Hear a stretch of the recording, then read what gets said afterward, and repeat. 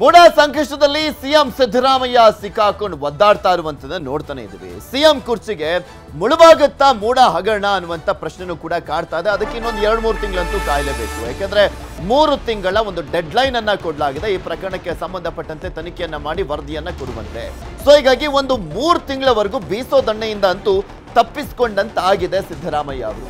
ಕಾಂಗ್ರೆಸ್ನಲ್ಲಿ ಇದೇ ವಿಚಾರ ಬಿರುಗಾಳಿಯನ್ನ ಎಬ್ಬಿಸಿರುವಂತದ್ದು. ಯಾಕೆಂದ್ರೆ ಈ ಮೂಡಾ ಪ್ರಕರಣಕ್ಕೆ ಸಂಬಂಧಪಟ್ಟಂತೆ ರಾಜ್ಯಪಾಲರು ಪ್ರಾಸಿಕ್ಯೂಷನ್ಗೆ ಅನುಮತಿ ಕೊಟ್ಟಾಗಿನಿಂದಲೂ ಕೂಡ ನೋಡ್ತಾ ಇದೀವಲ್ಲ, ಯಾರ್ಯಾರು ಯಾವ್ಯಾವ ರೀತಿಯಾಗಿ ಸಿಎಂ ಕುರ್ಚಿಗೆ ಟವಲ್ ಅನ್ನ ಹಾಕ್ತಾ ಇದ್ದಾರೆ ಅಂತ.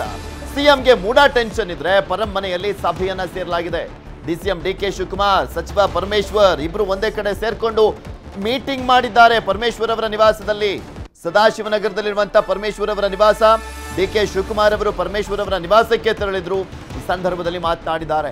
ಮೂಡಾ ಕೇಸ್ ಬೆಳವಣಿಗೆಗಳ ಬಗ್ಗೆ ಸಮಾಲೋಚನೆ ಕೂಡ ಮಾಡಲಾಗಿದೆ. ಸಿಎಂ ರಾಜೀನಾಮೆ ನೀಡಿದ್ರೆ ಮುಂದೇನು ಅಂತ ಚರ್ಚೆಯನ್ನ ಮಾಡಲಾಗಿದೆ. ಸಿಎಂ ರೇಸ್ ನಲ್ಲಿರುವಂತಹ ಡಿಸಿಎಂ ಡಿಕೆ ಶಿವಕುಮಾರ್ ಹಾಗೆ ಪರಮೇಶ್ವರ್ ಇವರಿಬ್ರು ಇಲ್ಲಿ ಮೇನ್ ಆಗಿ ಕಾಣಿಸ್ಕೊಳ್ತಾ ಇರುವಂತದ್ದು.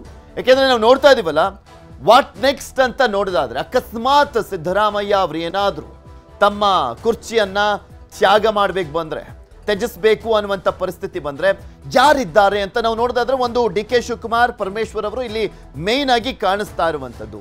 ಸೊ ಈ ಇಬ್ಬರ ಭೇಟಿ ಸಹಜವಾಗಿ ಕುತೂಹಲ ಕೆಡೆ ಮಾಡಿಕೊಟ್ಟಿದೆ.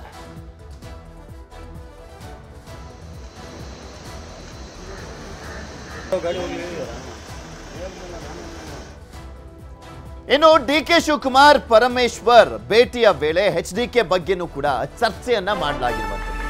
ಬಿಕಾಸ್ ಒಂದ್ ಕಡೆ ಎಚ್ ಡಿ ಕುಮಾರಸ್ವಾಮಿ ಅವರು ಲೋಕಾಯುಕ್ತ ವಿಚಾರಣೆ ಆದ ಬಳಿಕ ಕಂಟಿನ್ಯೂಸ್ಲಿ ಸರ್ಕಾರವನ್ನ ಯಾವ ರೀತಿಯಾಗಿ ತರಾಟೆಗೆ ತೆಗೆದುಕೊಳ್ತಾ ಇದ್ದಾರೆ, ವಾಗ್ದಾಳಿಯನ್ನ ಮಾಡ್ತಾ ಇದ್ದಾರೆ, ನಿಮಗೂ ಕೂಡ ಗೊತ್ತಿದೆ.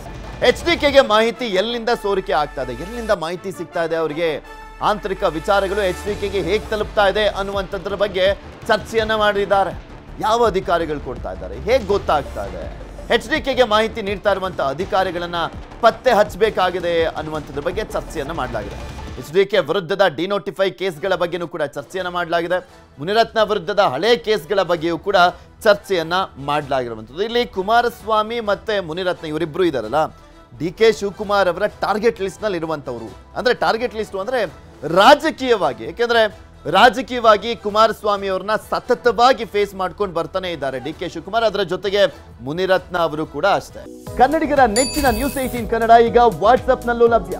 ಕರ್ನಾಟಕ, ದೇಶ ವಿದೇಶಗಳ 360 ಡಿಗ್ರಿ ಸುದ್ದಿಯ ವಿವರಗಳನ್ನ ನಿಮ್ಮ ಕೈ ಬೆರಳುಗಳಲ್ಲೇ ಪಡಿಲಿಕ್ಕೆ ಈ QR ಕೋಡ್ ಅನ್ನ ಸ್ಕ್ಯಾನ್ ಮಾಡಿ ನಮ್ಮ ಚಾನಲ್ ಫಾಲೋ ಮಾಡಿ, ನೋಟಿಫಿಕೇಶನ್ ಆನ್ ಮಾಡಿ.